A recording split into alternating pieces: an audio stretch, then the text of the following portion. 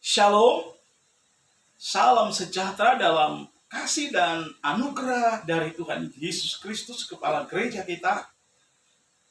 Pagi hari ini kembali saya akan menyampaikan kebenaran firman Allah yang saya beri judul Sabar Menanti Jawaban. Ayat pembacaan firman Allah diambil dari Injil Matius pasal 15 ayat 21 hingga ayatnya yang ke-28.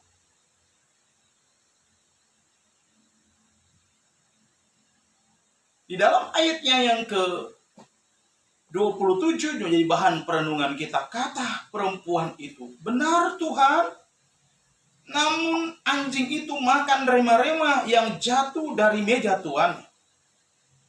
Saudara yang dikasihi Tuhan, di dalam Injil Matius pasal 15 tadi, oleh Lembaga Alkitab Indonesia, di sana dijelaskan tentang asal muasal dari perempuan ini berasal dari Kanaan. Tapi dalam kitab Injil Markus dijelaskan secara terperinci asal muasal dari perempuan tadi berasal dari Sirofenesia, seorang bangsa Yunani. Tapi tidak mengapa. Yang akan kita dapatkan dari kebenaran firman Allah pada pagi hari ini, di mana dikatakan bahwa seorang wanita ini, dia memiliki seorang putri yang terbaring dalam keadaan tubuh yang tidak berdaya disebabkan karena putrinya dirasuk oleh setan. Di dalam ayat 22 jelas sekali. Dia datang menjumpai Tuhan Yesus. Ketika dia menghadapi problem dan masalah, alamat yang dia datangi untuk supaya dia keluar dari problem atau masalah adalah dia datang berjumpa dengan Sang Juru Selamat. Di dalam ayat 22 tadi. Tetapi ayat 23, kalau kita membaca sepintas, Alkitab berkata bahwa Tuhan Yesus sama sekali tidak menjawab, tidak meresponi permohonan seorang perempuan Sirofenesia tadi.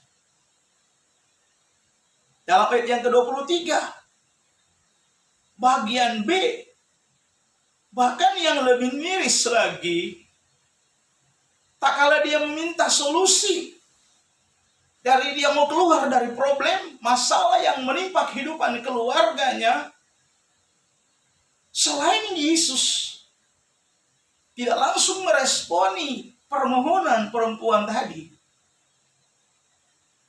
murid-murid Tuhan pun melakukan hal yang sama. Dalam ayat yang ke-23 bagian B, dikatakan di sana, "Suruhlah ia pergi, ia mengikuti kita dengan berteriak-teriak." Bukankah juga kehadiran para murid-murid Tuhan adalah pemberi solusi? Kita tahu bersama, murid-murid Tuhan itu mendapat predikat para rasul. Kalau di zaman Perjanjian Baru, para rasul-rasul ini adalah orang-orang yang dipercaya Tuhan, menjadi kepanjangan tangan Tuhan dalam menyampaikan kabar kesukaan. Apa fakta Alkitab? Baik Tuhan sendiri belum langsung meresponi, bahkan murid-muridnya yang sangat miris di sana, dikatakan dalam ayat yang ke-23 bagian B, bukan hanya mereka tidak meresponi, tapi mereka justru menyuruh wanita tadi untuk pergi. Dengan lain kata, tidak ada jawaban.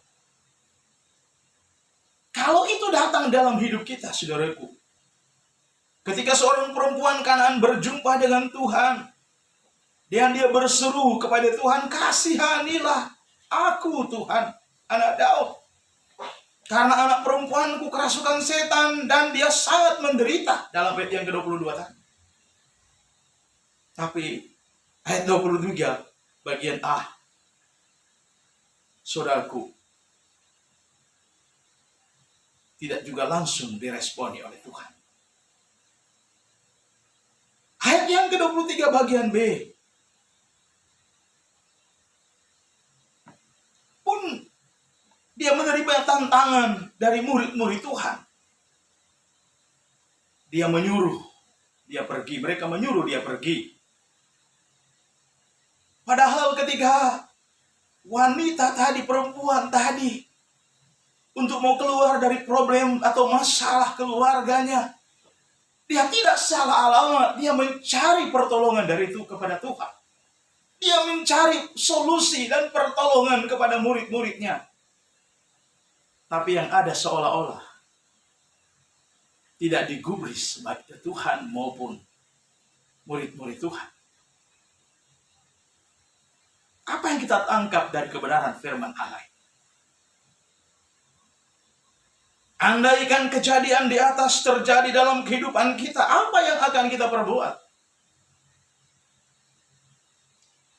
Ditambah lagi dengan perlakuan buruk para murid-muridnya. Murid-muridnya meminta Tuhan untuk menyuruh pergi perempuan Kanaan tersebut.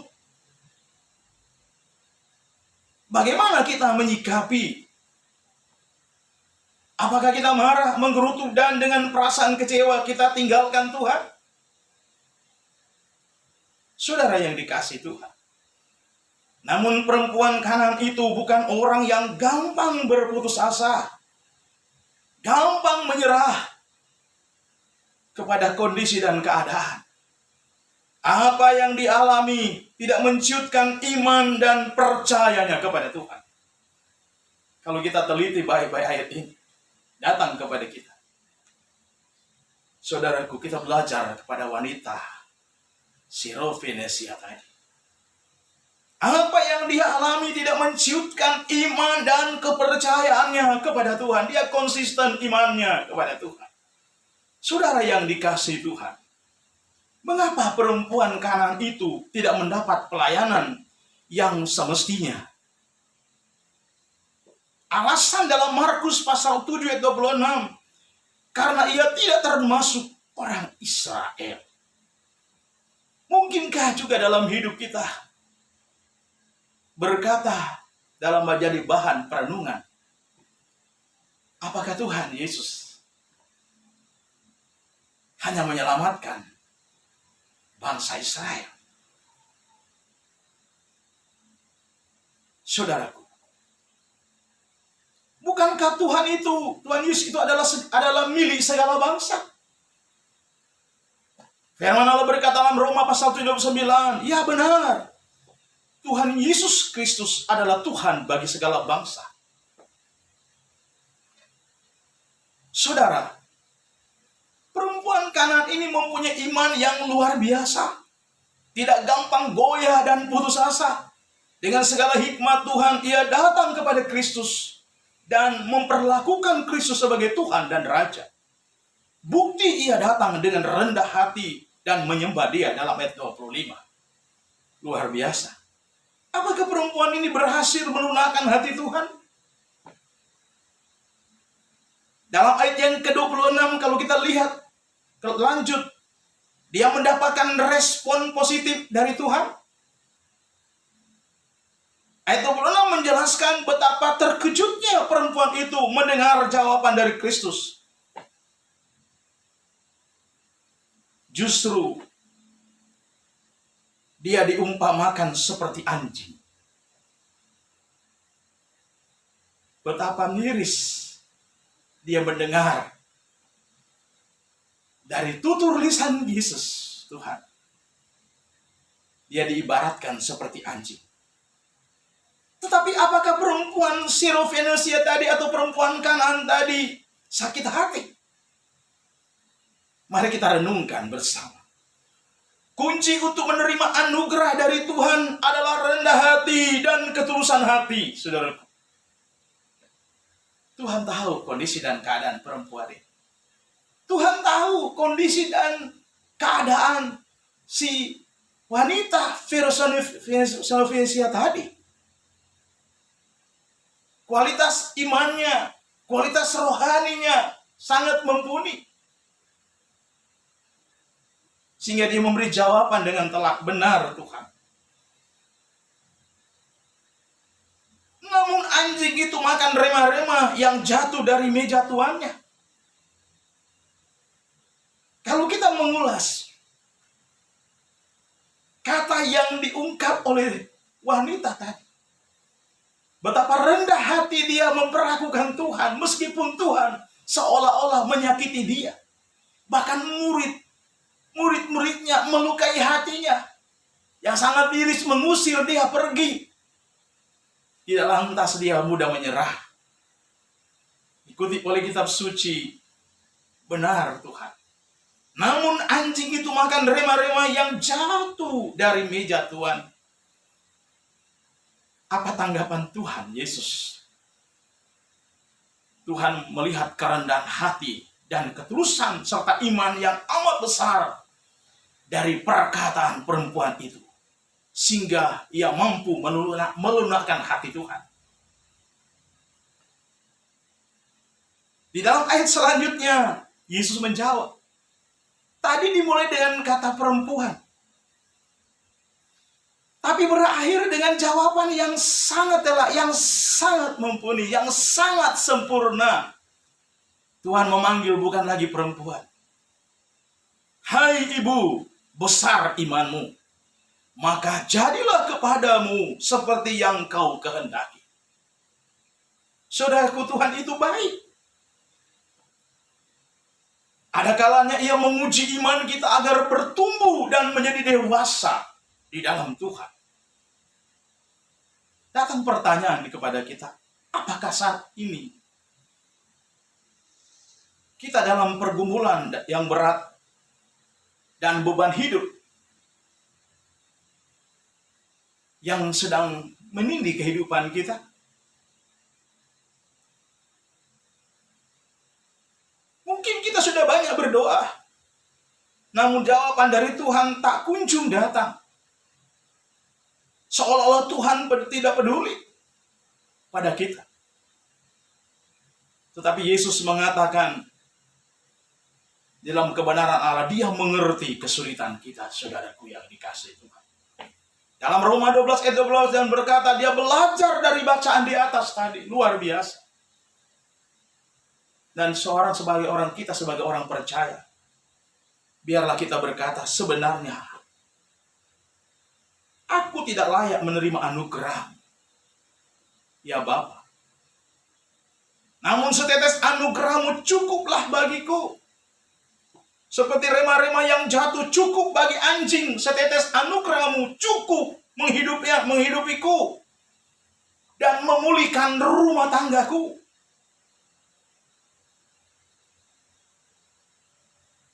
Membuat berhasil usahaku, memotivasi pelayanan hidupku. Karena itu, aku bersyukur kepadamu Tuhan. Saudara yang dikasihi Tuhan, mari kita belajar seperti seorang perempuan Kanaan tadi. Dia tidak gampang menyerah, karena dia tahu Tuhan buat dia diuji. Saudara, dia naik level. Kualitas imannya teruji secara sempurna. Dan hal itu, kalau kita memberi pernyataan, besar imanmu ibu, jadilah kepadamu apa yang kau pandang baik. Jadi, putrinya yang awalnya dirasuk setan, iblis itu hengkang, lari terberit-berit karena kualitas iman seorang ibu Filofesia tadi. Inilah kebenaran firman Allah yang saya bagikan buat kita umat-umat Tuhan pada pagi hari. Mari kita tunduk kepala, kita berdoa. Bapa,